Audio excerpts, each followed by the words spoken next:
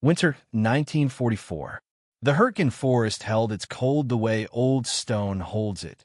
Deep, persistent, settling into the bones of men who had been fighting through it for weeks in conditions that the planners who had ordered the campaign had not adequately anticipated.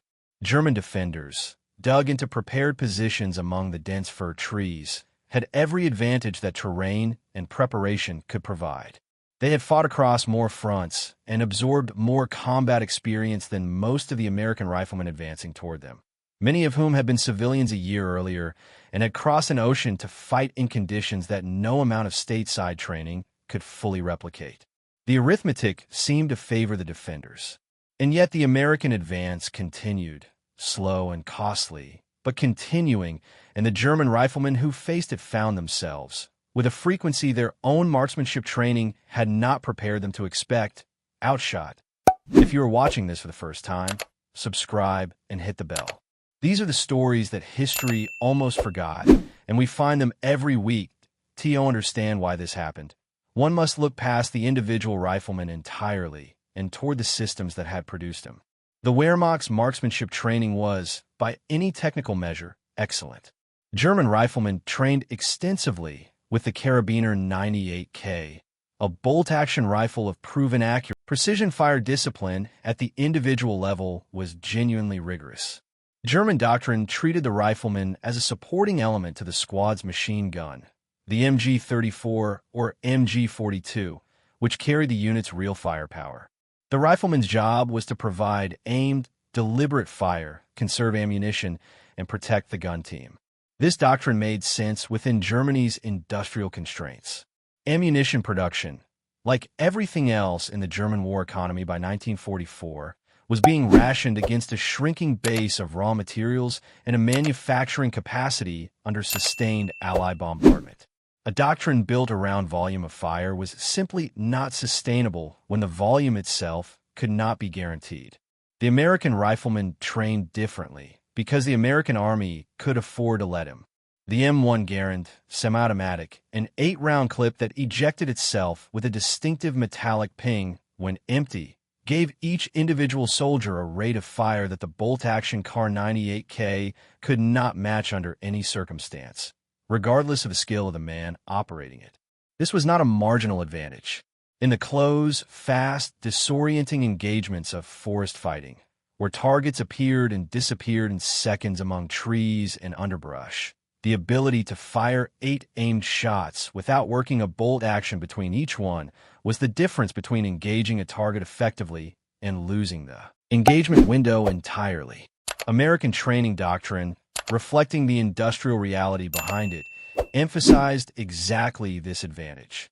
American riflemen were taught to use their rate of fire aggressively, to suppress, and to engage multiple targets in sequence, because the ammunition to support that doctrine was never in serious question. The numbers behind this asymmetry are documented with a clarity that the post-war analysis of both armies' logistics has made unambiguous.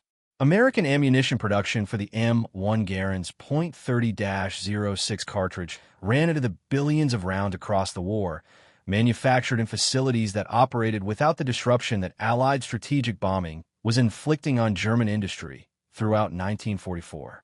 German riflemen, by contrast, were operating under ammunition allocation systems that grew more restrictive as the war progressed, a restriction that shaped not only how much they could fire, but how they were trained to think about firing at all.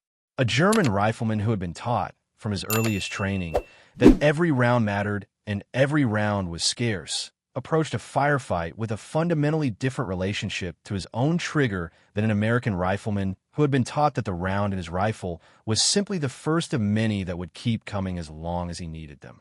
This was not a question of courage or of skill in the narrow technical sense. German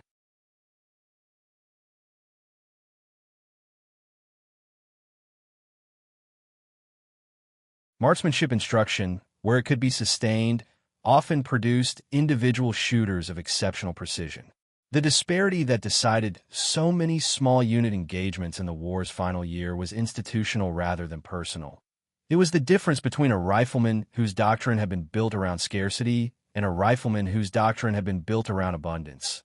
And the difference manifested itself most decisively in exactly the kind of fast, close, ammunition-hungry engagements that forests like the Hurtgen produced in volume. The clip of 8 rounds that fed the Garand, manufactured by the millions in American factories that had never once been bombed, was in its way the same argument that the proximity fuse and the drop tank and every other expression of wartime American industrial depth had been making across every theater of the war. It was an unremarkable piece of stamped steel and brass, but its presence reliably in the ammunition pouch of every American rifleman in every engagement, on every front, was the product of a productive system that had never been forced to ask its soldiers to fight as though the next clip might not arrive. German riflemen who survived the war and reflected on it in later decades returned, in oral histories and memoirs, to a consistent theme. They had not been outfought by better marksmen. They had been outfought by a logistics system so deep, soldier across the clearing from them never had to calculate, in the middle of a firefight, whether he could afford to keep shooting. If this story stayed with you, leave a like, share it with someone who loves history, and subscribe if you have not already. We'll keep finding these stories.